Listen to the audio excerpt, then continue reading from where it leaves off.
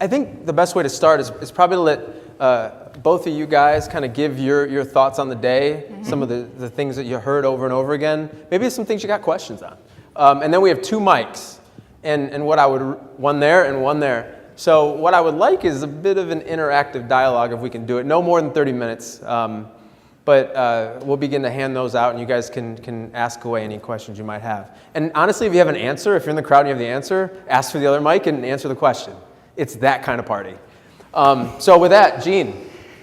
So first of all, thank you all for coming. This would not have been nearly as successful without all of you being here and agreeing to participate and having active conversations that I heard throughout all the rooms. There was some great give and take. Heard a lot about how useful it was to just be able to talk it out and coordinate and compare stories. So we hope we can keep that conversation going.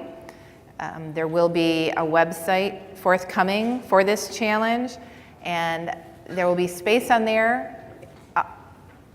I'll promise that and hope that my web designer can come through for me, for you all to connect, some chat space, that you can keep these conversations going and have them lead into partnerships that will lead hopefully to a proposal once the call for projects goes out, which will be mid-June, I think, is when the RFP will go out.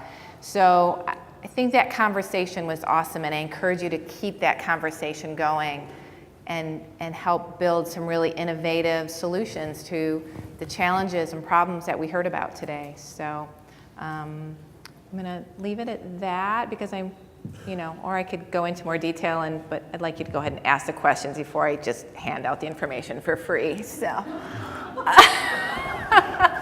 What? I don't know. All right, Mr. Paracchio, thoughts? So what impressed me was that there were a lot of ideas that don't take a huge amount of research and development to deploy. There are things that people in this room are doing right now.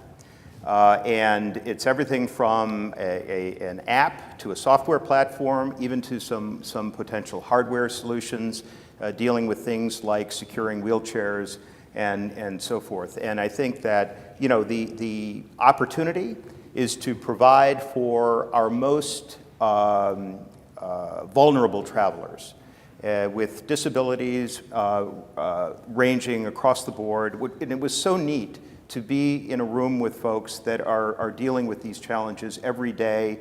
They are making it work.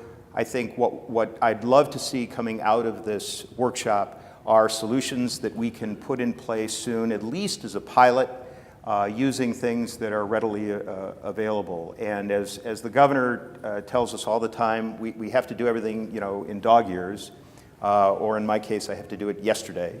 And I think that there is a great opportunity here for that. Yeah, thanks, John. So at the beginning of the day, we talked about design thinking. And I kind of want to see how far we traveled down that funnel. So just by a show of hands, how many of you can say, because of what you experienced today, you can better empathize with the populations that were discussed? Please raise your hand. Okay. Awesome. How many of you can say that you clearly, based on that empathy, were able to identify multiple problems or challenges with the clarity you didn't have before because of today? Mm-hmm. Okay, we're good still. And because you were able to clearly identify those problems, solutions came fast, they came hot, and they came in a way that was real. Show of hands. Yeah, there were a few. Okay, that's about where I thought. Mm-hmm. How many of you thought that based on the conversations, not just that you had in the afternoon or in the morning, but even just at lunch with the people you met, you're walking out of here with some real tangible pilot ideas, some prototypes that you want to start working on right now? Cool, that's more, that's great. And then a kind of a bonus question. One of the main goals, remember 2 sides of the same coin, that whole thing. I'm curious to see how many of you walked in without a partner on this project and actually are leaving with a couple business cards where it might make sense to give them a call, maybe tomorrow, maybe next week. Raise your hand. That's perfect. That's great. So with that, I'd love to open up the audience. I don't know what I was saying there. Is the audience closed? Let's open up the I don't know audience. where I was going with that. So I would like the audience to give some feedback on sort of how they thought the day went. Nothing too long, but something that can kind of activate some interactive discussion. Or if there's any other questions you have on this RFP, this is the time. So if anyone wants the mic, it's yours to grab. We have 2 of them. And I'll, go Yeah.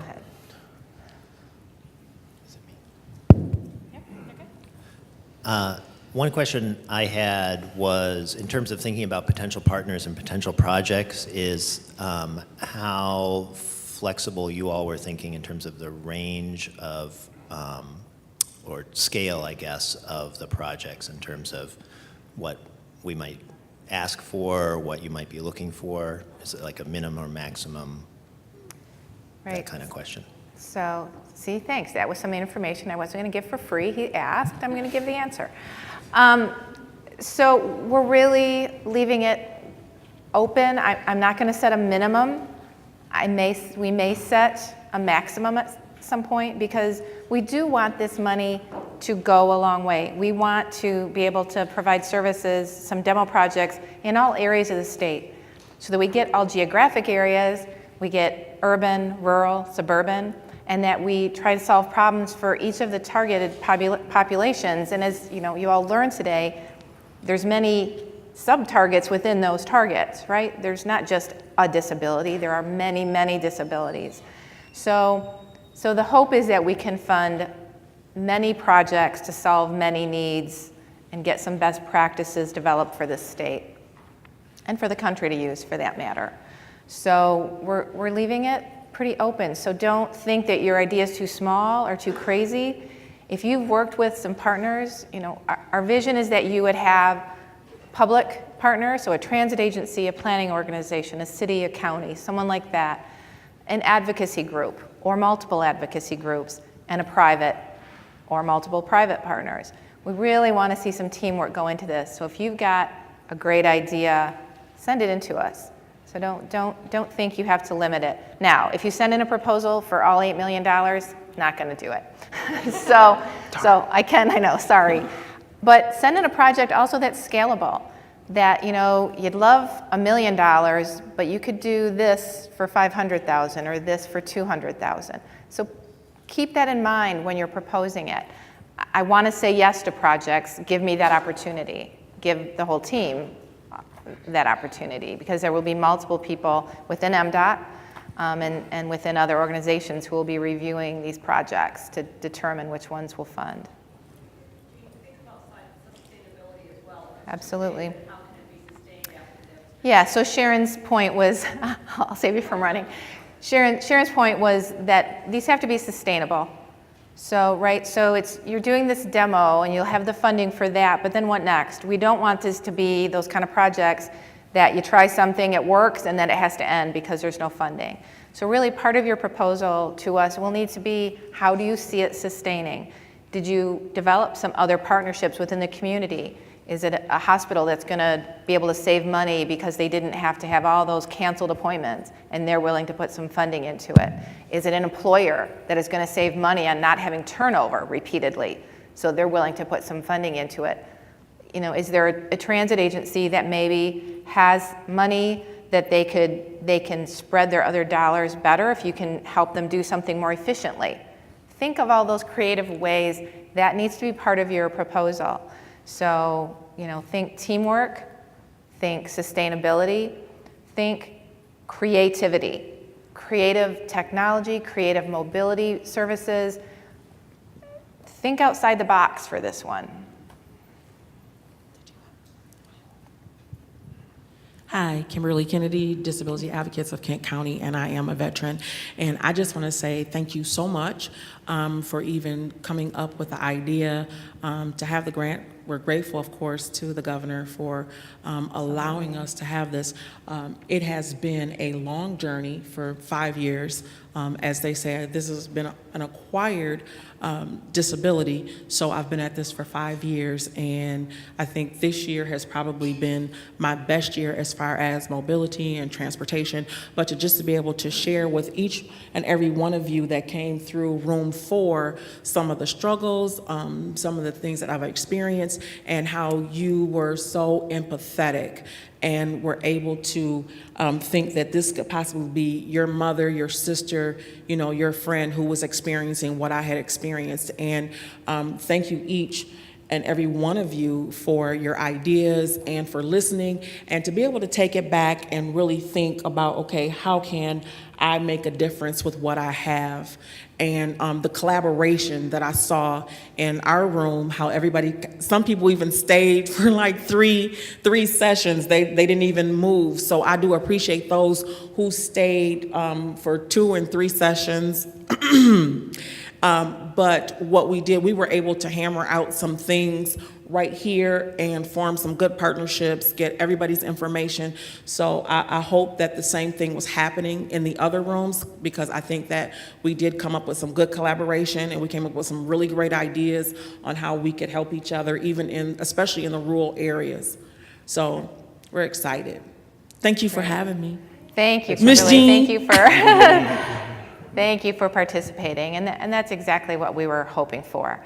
That, you know, appreciate people like Kimberly willing to come and speak and tell her story and share her knowledge of this, as well as all of you. It's your participation, and I hope this is just the introduction to that participatory relationship amongst all of you, that you'll keep that conversation going. Hello. I have a question. I have a 2-part question. The first part is, so how is Where the are you? I know, I took it to find Stacey Matlin from DDOT. So how is the RFP gonna work? And how does the partnership work? So to my understanding, public agencies usually have to put an RFP bid out and have private companies come through and bid on that. But are you saying that you're encouraging public and private companies to work together for Yes. this bid? And then, okay, and then I have a second part to that. So that is what we're hoping, and that's why we wanted to start making those connections today. So we really want the proposals to come in from teams. So there can be one lead, and that's fine, but we want it to come in from a team of public, private, you know, providers, advocates, tech firms. So we want to see that you've already started making those connections, because we do want things that will hit the street fairly quickly. So we're not funding you to research and find those partnerships. We wanted to help facilitate building those, and like I said, we'll make the website. If you have ideas for how our website can help with that, please let me know, so that we can help you build those partnerships. And then, you know, obviously the funding will go to one of the entities that are in that application. So you could identify who you would prefer be the funding recipients, and that you would, or we may choose for you. Obviously, we would prefer, and it'll be easier if we can fund someone that we already fund, so that we already have a funding relationship with, and you would be responsible then for passing the funds through to the other partners. But we're again, you know, this is going to be a creative process, so we're willing to listen to your ideas on how that could work. And that's an interesting point. So there's really no region, part of the state that has this in the bag. No, no, absolutely As much not. as industry has to compete here, infrastructure owners also have to step up and be willing and flexible given the urgency of the project. Yeah, absolutely, absolutely. We need everybody to kind of put themselves out there and be willing to take some risks and to form those new partnerships.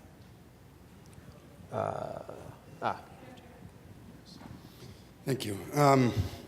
I know that she thanked you, and I want to echo her sentiments, but Kimberly, I would like to also thank you and your bravery for sharing your stories with us, and for all the moderators and the scribes for helping us in these sessions. One thing I wanted to kind of emphasize is that I understood why we were all in separate rooms, six separate breakout rooms, But hopefully while you're making your decision, you guys are taking into account the fact that it's the same problem being solved in all 6 rooms, and we don't want to make decisions in individual rooms. We want to make, overarching decisions that can help, if possible, one decision helping all 6 rooms in one decision. So, it was great. It was to share on very specific groups and specific points, but I think that the same problems, from what I found, were intertwined through all the rooms. So it would be nice if we could solve 6 problems with one, at the same time. So I'm just urging you guys to keep that in mind as well when you're doing the process. Yeah, I would love for that to happen. I was speaking to someone in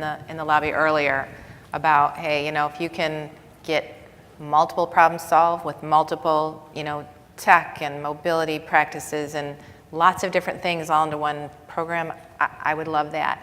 And we will be sharing, so if we can decipher all the notes and as soon as we can get those up, we will be sharing that information on the website so that you all have access, because you obviously couldn't be in every conversation. So as much as we can share what those key points that came out of those conversations that can help you build those complex, I'm going to call them complex solutions, because if you're solving multiple problems, it's going to be kind of complex, and all the notes, I think, maybe will help that. So absolutely would look forward to seeing proposals like that. Any other questions? Okay. Hi. A question about your priorities in where you spend this money. I mean, you could approach this from the standpoint of hardware, from the standpoint of software, and from the standpoint of communications and education. So could you give me some insight into your priorities, recognizing that all 3 of these blur into each other? So my own view from a public policy perspective is I want all 3. I mean, if there's a hardware solution out there, in one session we were talking about helping blind people identify bus stops, because even if they get within 50 or 100 feet, it's not entirely clear exactly where the bus stop is. Well, maybe we use Bluetooth technology or it's embedded in a smartphone, and we can put the Bluetooth transponder on a bus stop. I mean, that's something we could do tomorrow, and involves both hardware and software. So my own view is that we need to look at all of this. And I love the fact you raised the education and communication point, because one of the things that I learned in several of the rooms today is that a lot of us don't really know all of the resources that are potentially available to some of our most vulnerable travelers. And I think that we have to do our best to try to cross-pollinate information among groups. So I think we need to do all 3. I agree with you. And that, thank you for exactly what I was going to say, is that I think our priority is on diversity, and that we want to pick a cross-section of solutions, that we don't want to focus on any one thing. We want to be able to find out what are the multiple ways that we can help all of these diverse groups. So I would love if we got in proposals that covered all of those, and we were able to fund, some communication, some tech, some hardware, some innovative service. I think that's going to be the best solution. Thing that we can do for our state is to fund a really diverse mix of proposals. Got about 5 minutes left. This is Bernetta. I have just a comment. I'm from the Department of Veterans Affairs, and I just want to say I came in here with just a focus agenda, which has been for the last 33 years. So I've worked with the Department of Veterans Affairs for 33 years. So my focus has been veterans, and they kind of cross-pollinate with the cohort we have today. But I didn't realize how narrow my focus was, just dealing with transportation and veterans that are eligible per se, and not really focusing on those veterans that are not eligible, because it's, we have different eligibility criteria. But to see the extension here has really blown my mind, that there are so many other resources that VA can tap into. So we're just in a bubble, if you will, and we're regulated by regulations and laws, and that's our focus. But to know that there are nonprofit organizations there that are extension to the veteran, we are all doing the same thing. I'm just in the federal arena, and you all are in a different arena, but the care of the veteran is our focus. So I am just overwhelmed. I'm glad, excited to go back and share some of this information. And I was just talking with Vanessa, saying that maybe I should probably head or spearhead something similar to this in Illinois as well as Wisconsin. So thank you for the Like to hear opportunity. that. Just and- give us Thank you. give us credit, though. Yes, I'm going to give you credit. Absolutely. Right, Wow. Trevor? Right? Yeah. A little footnote. You know, Yeah. one thing that comment reminds me of is kind of a terrible story in one of the sessions I attended about a transportation service that had to stop at a county line, right? That was, yeah, exactly. I mean, that's crazy. And so if we can do something at the public policy level to address that, I think we absolutely should. And I just want to comment that, see, that makes it all worthwhile. So if we got nothing else out of today, getting that synergy going and opening people's perspectives, 100% worthwhile. So thank you very much. And beating Illinois and Wisconsin. Other questions? We got one in the back. Hi, I'm Matt Bitlock with MDOT. I was a facilitator, and one thing that came up in all of our sessions was the need for some measurable data to come out of these projects, so that way we could take what we learn and advocate for sustained funding or some how to keep these projects going. So what role are measurables going to be in choosing projects, and I guess what are we looking for in terms of what we want to measure out of these projects? Yeah, so there definitely needs to be an evaluation portion to these projects. So whether you know exactly what you're going to evaluate, it would be helpful if you can suggest to us what can be measured, how we would measure the success of your project. But we'll also be using, the expertise of our staff and the different agencies that we're partnering with. We may look kind of at the national level. We've reached out to some other organizations that may be able to help us do evaluations. So we definitely want to see, what kind of data would enhance what we're doing, right? What lessons have we learned? Have we been able to provide more with less? Is there a certain funding level that makes sense? So I think all of those things are what we're going to be looking to gather, because we want to have a best practice. So maybe your demonstration project won't turn out to be the best that it can be, but it's going to teach us, how do we make it better? What do we do next? So please do, with your proposals, send in what you think we can measure, but then realize we may have other things that we want to measure as well with that. And I will say, for those industry partners out there, you're involved in a lot of RFPs.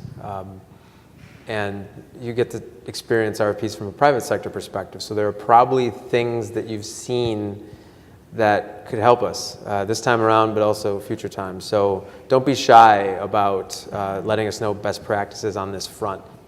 This is new, this is foreign. It's a level of urgency we don't see every day. I want to make sure, because we're running out of time, that you have everything that you need to say said on your list.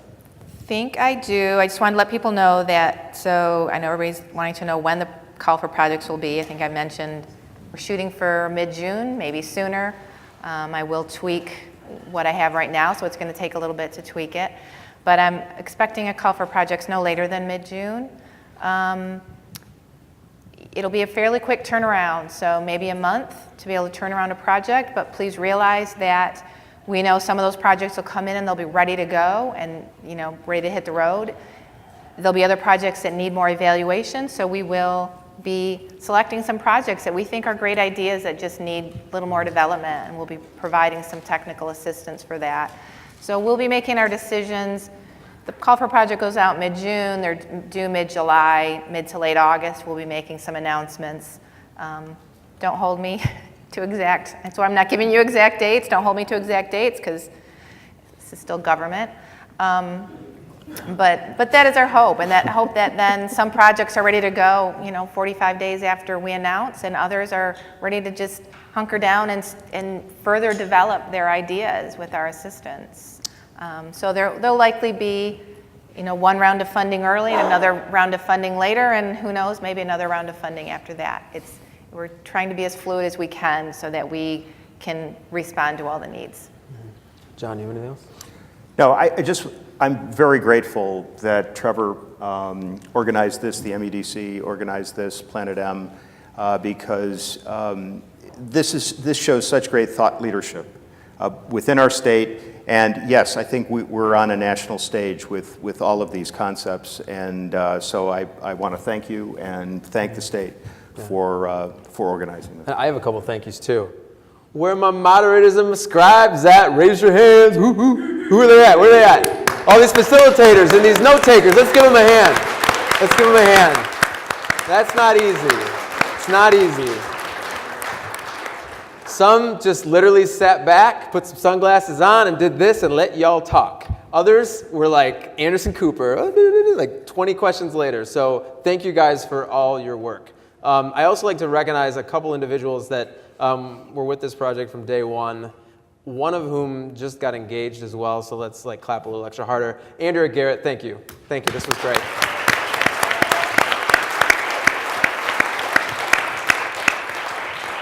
So how'd you do it? Just kidding. It was in Paris. Yeah, it was in Paris, it was very nice. On the balloon. Yeah, yes. And Jean, your leadership, Jean the Machine, you rock. That was awesome. Thank you so much. Let's give Jean one more. All right, Jean. Granted, the fun has just begun. I know, the fun's just begun. All right, guys, thank you for staying. I know it's late. I know we're bumping up against rush hour. You guys rock. Thank you. Have a great night, Thank you. everybody.